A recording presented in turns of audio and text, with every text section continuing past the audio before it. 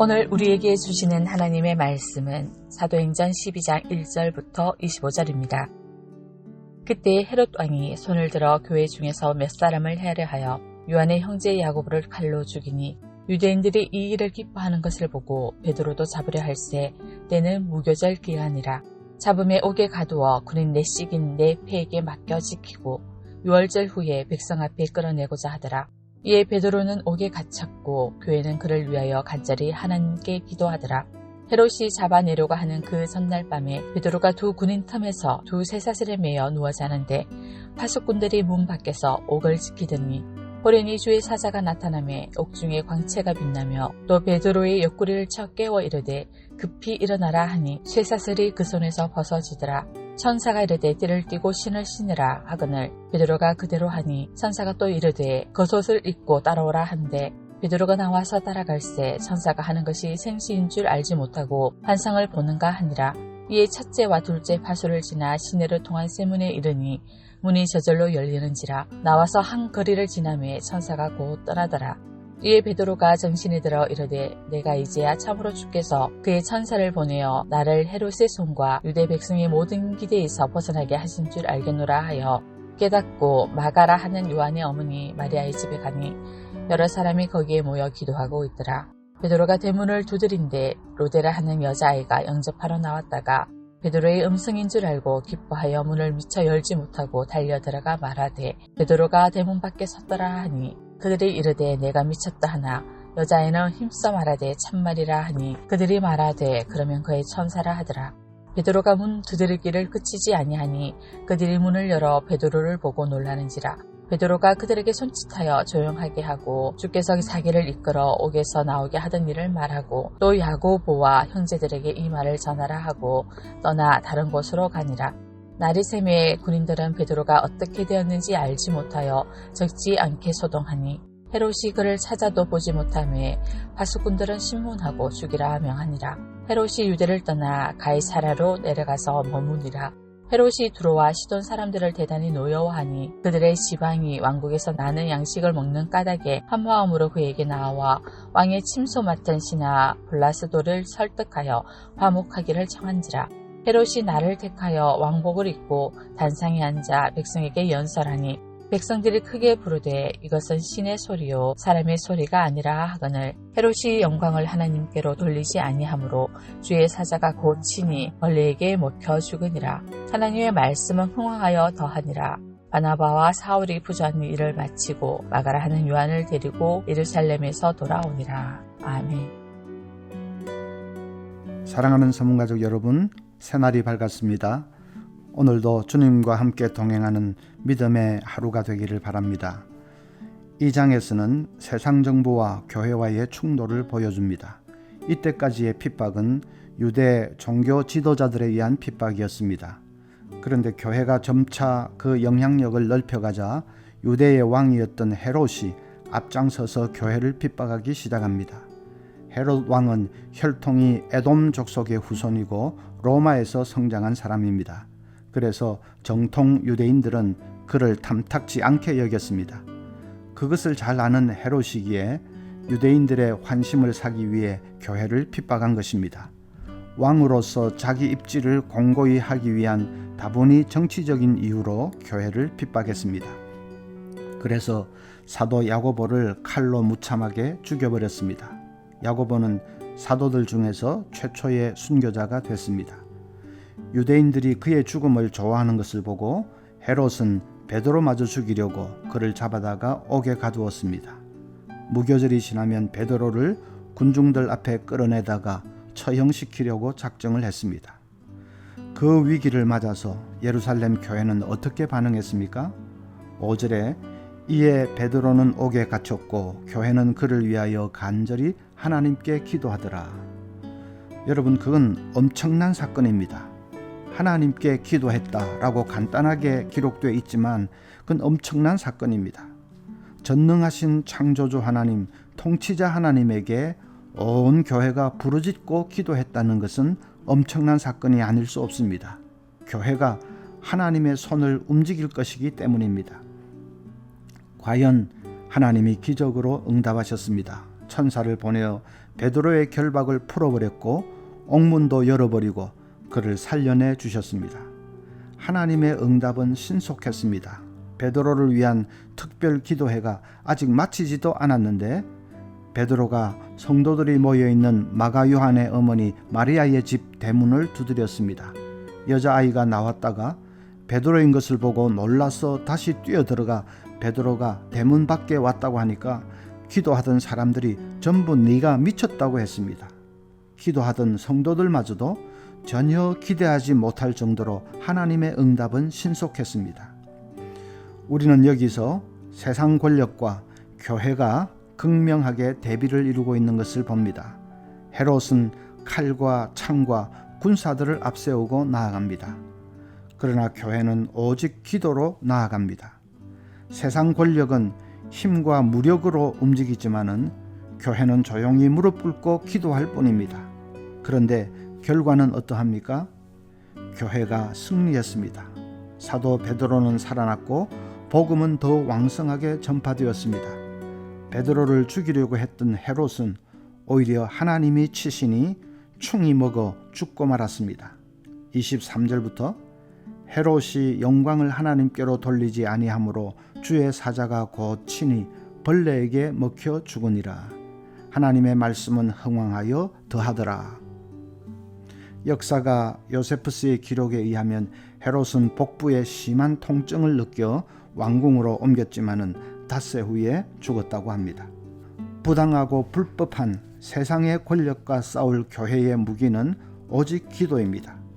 교회가 거리로 나가서 시위하고 사람들을 동원해서 세를 과시하고 하는 것은 잘못된 것입니다. 교회는 어떤 경우에도 비폭력, 평화주의를 고수해야 합니다. 교회의 무기는 오직 기도입니다. 그럴 때 희생이 따르기도 합니다. 야고보 사도는 순교했습니다. 야고보는 순교하게 하시고 베드로는 살리신 데에는 우리가 알지 못하는 하나님의 깊은 뜻이 있습니다. 교회는 때로는 피도 흘리고 아픔도 겪는 희생을 감수해야 합니다. 그러나 기도하는 교회는 결국은 승리한다는 것을 오늘 말씀은 분명히 보여주십니다. 여기서 우리가 묵상해 보아야 할 것은 베드로의 믿음에 대해서입니다. 베드로는 옥에 갇혔으면서도 자신의 생사를 온전히 주님께 맡겨버렸습니다.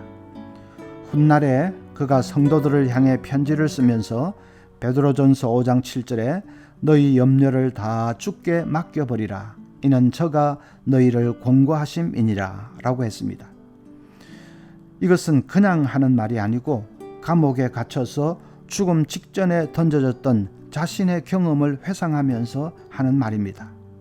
지금 자신의 생명이 바람 앞에 등불처럼 됐는데도 그는 주님께 다 맡겨버렸습니다. 그리고는 더 이상 염려하지 않습니다. 6절에 헤롯이 잡아내려고 하는 그 전날 밤에 베드로가 두 군인 틈에서 두 쇠사슬에 매여 누워 자는데 라고 했습니다. 그 상황에서 어떻게 잠을 잘 수 있습니까? 자고로 사형수에게는 절대로 처형 날짜를 가르쳐주지 않는다고 합니다. 사형수가 공포에 사로잡혀서 발버둥치고 발광을 하기 때문입니다. 베드로는 내일이면 끌려나가서 죽게 된다는 것을 아는데 어떻게 잠이 옵니까? 그는 천사가 와서 옆구리를 툭툭 쳐서 깨워야 할 정도로 깊이 잠이 들어 있었습니다. 어떻게 그럴 수 있지요? 베드로는 기질상 아주 감정적이고 성격이 급한 사람입니다.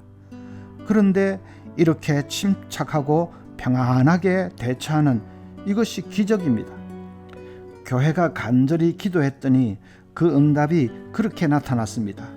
천사가 석방시켜 준 것만 해도 응답이지만 더 놀라운 응답은 베드로가 말할 수 없는 하늘의 평강으로 충만해진 것입니다. 베드로는 하나님께 다 맡겼습니다. 살든지 죽든지 어떻게 되든지 다 하나님의 손안에 있음을 믿고 하나님께 다 맡겨버렸습니다. 그러니까 하늘의 평강으로 충만해졌습니다. 우리도 하나님께 맡길 수 있어야 합니다. 맡긴 사람은 염려하지 않습니다. 어떤 사업가가 밤낮 사업 문제로 고민하다가 은혜를 받고는 하나님께 다 맡겼습니다. 그런데 며칠 후에 공장에 불이 났습니다. 불에 타고 있는 공장을 보면서 직원들은 발을 동동 구르는데 사장은 괜찮아 하고 직원들을 다독거립니다. 그러면서 이렇게 말합니다. 나는 며칠 전에 이 공장을 주님께 맡겼어. 이제 내 것이 아니고 주님 것이야. 주님이 자기 공장을 태워먹기로 작정하셨다면 그렇게 하셔야지. 직원이 그게 뭔 말인지 몰라서 눈이 동그래졌습니다. 그런데 그 화재 사건이 계기가 되어 그분은 다른 사업에 손을 대게 되었고 그것이 성공해서 오히려 더 번창하게 되었습니다. 여러분, 하나님께 맡긴다는 것이 그런 것입니다. 맡긴 사람은 더 이상 이렇게 될까 저렇게 될까 염려하지 않습니다. 고민하지도 않습니다. 주님께 다 맡기겠습니다 해놓고는 눈만 뜨면 어떻게 하지 하고 고민하고 있으면 그건 맡긴 게 아니지요. 아직도 자기 생각과 자기 계획, 자기 목표를 붙들고 있는 것입니다.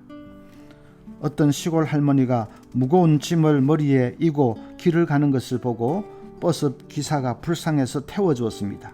그런데 버스에 탄 할머니가 여전히 짐을 머리에 이고 계셨습니다. 기사가 할머니 그 짐 내려놓으세요 했더니 할머니가 아이고 태워주는 것만 해도 폐를 끼치는 건데 짐까지 내려놓을 수는 없지요.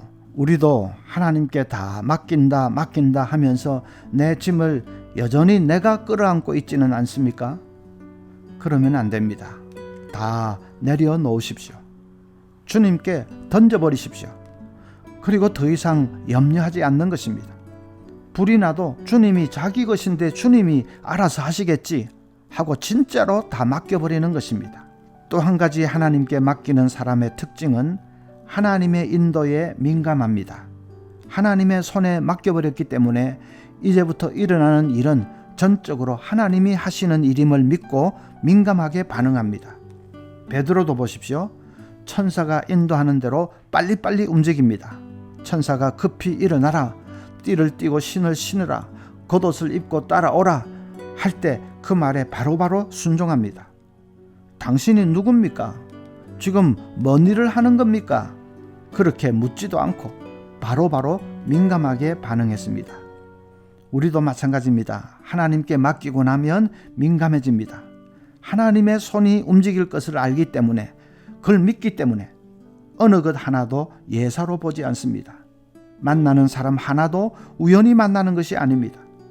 아무리 사소하게 보이는 일이라도 예사로 일어나는 것이 아닙니다. 하나님의 손이 일하고 계심을 믿고 민감하게 반응합니다. 그러면서 전적으로 순종합니다. 하나님께 맡긴다는 것은 전적으로 순종하기를 결심하는 것을 말합니다. 하나님이 어떻게 인도하시든지 그대로 순종하고 받아들이는 것이 맡긴 것입니다. 베드로가 자기 생명을 하나님께 맡겼을 때 하나님이 꼭 석방해 주실 것을 확신했기 때문에 그랬을까요? 아닙니다. 그는 처음에는 천사를 알아보지 못하고 어리둥절했습니다. 하나님이 석방시켜 줄 것이라고 확신했다면 천사가 나타났을 때 드디어 오셨군요. 그럴 줄 알았습니다. 라고 했을 것입니다. 베드로가 천사를 보고 어리둥절해 한 것은 자신이 꼭 살아서 감옥을 나갈 것이라고 확신한 것은 아니었기 때문입니다. 며칠 전에 야고보 사도도 순교했습니다. 자신도 죽을지 모른다는 것을 알지만은 그러나 살든지 죽든지 하나님의 뜻에 다 맡겨버리고 자신은 전적으로 순종하는 것입니다. 그렇게 온전히 순종하는 것이 하나님께 맡기는 것입니다. 그렇게 하나님만 바라보고 순종의 걸음을 걷는 사람을 하나님은 버리지 않으십니다. 반드시 선한 길로 인도해 주십니다. 사랑하는 서문가족들, 하나님께 다 맡기는 믿음의 사람들 되시기를 바랍니다. 다 맡기고 염려에서 해방되십시오. 다 맡기고 하나님의 인도에 민감하게 순종하십시오. 그래서 베드로처럼 우리도 기적의 하나님을 만나는 축복을 누릴 수 있기를 바랍니다. 오늘 함께 기도할 제목은 첫째는 다 하나님께 맡기고 염려하지 않고 나아갈 수 있게 해달라고 기도하십시다. 둘째는 우리 성도들 가운데 어려운 병으로 고생하는 환우들이 많습니다. 그들이 하나님께 다 맡기고 하늘로서 내리는 평강 가운데 승리할 수 있도록 그렇게 환우들을 위해서 기도하시기를 바랍니다.